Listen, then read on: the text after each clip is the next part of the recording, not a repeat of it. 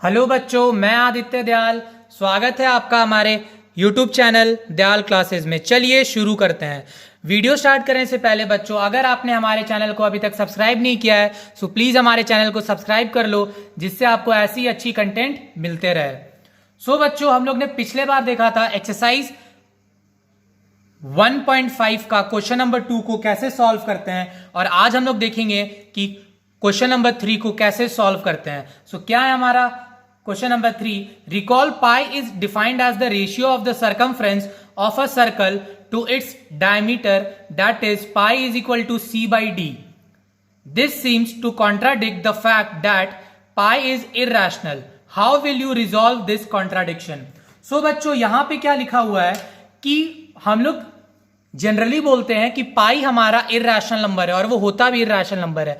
पर यहां पे क्वेश्चन बोल रहा है कि पाई का वैल्यू हम लोग c by d के फॉर्म से लाते हैं, और c by d तो हम लोग देखो यहां पे p by q के फॉर्म में लिख पा रहे हैं, और ये इसे एक रैशनल नंबर होना चाहिए, पर हम इसे इररेशनल बोलते हैं। ऐसा क्यों? Give your answer. सो बच्चों, एक चीज हमेशा याद रखना, अगर p by q अगर मेरा रैशनल नंबर है तो वहां पे p और q दोनों मेरा होता है इंटीजर।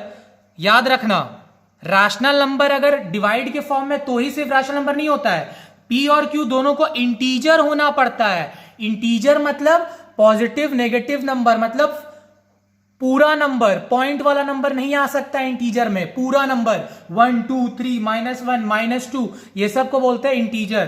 ठीक है, जहां पे p और q क्या होता है मेरा इंटीजर, और क्या होता है q नॉट इक्वल टू 0 होता है। ठीक है बच्चों, आपको ये चीज समझ में आ गया। फिर बच्चों, अब जैसे इन्होंने बोला है कि पाई का वैल्यू आता है मेरा c by d। ठीक है बच्चों, पाई का वैल्यू आता है c by d, जहां पे d मेरा होता है डायमीटर ऑफ ए सर्कल और c होता है सरकमफ्रेंस ऑफ अ सर्कल। पर बच्चों, हम लोग ने जब बहुत बार एक्सपेरिमेंट किया है तो हम लोग ने एक चीज ये देखा है कि सरकमफ्रेंस ऑफ अ सर्कल हमेशा अप्रोक्सीमेट वैल्यू होता है। अप्रोक्सीमेट मतलब पॉइंट में नंबर आता है, और पॉइंट वाला नंबर को हम लोग इंटीजर नहीं बोलते हैं। डायमीटर तो चलो हम लोग को एग्जैक्ट हम लोग स्केल से नाप सकते हैं। जैसे मान लो ये मेरा सर्कल है, तो ये मेरा सेंटर वाला हो गया डायमीटर, हो गया d डायमीटर, तो इसको हम लोग स्केल से नाप ली सीधा, तो ये एक्यूरेट हो सकता है।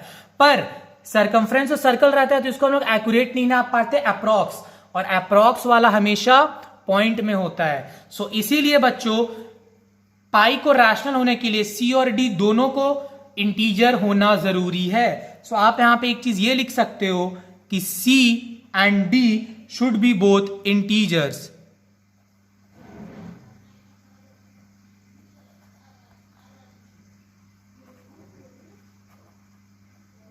should be both integers, but with scale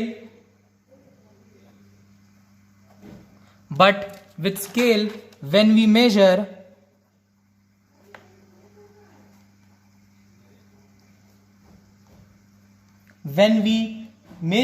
c and d,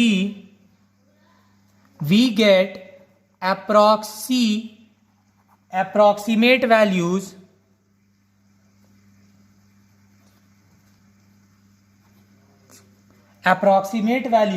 so we never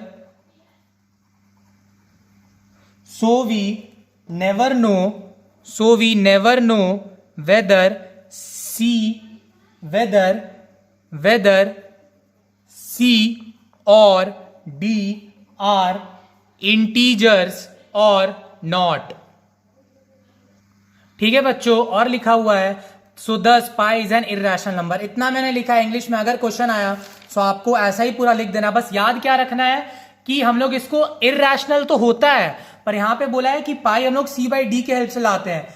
ऐसा नहीं है बच्चों, c और d दोनों को इंटीजर होना जरूरी है। d तो आपको चलो कभी भी इंटीजर फॉर्म में आ जाता है, पर c हमेशा अप्रोक्सीमेट वैल्यू होता है, और अप्रोक्सीमेट जनरली पॉइंट में होता है, जो हम लोग को नहीं चाहिए।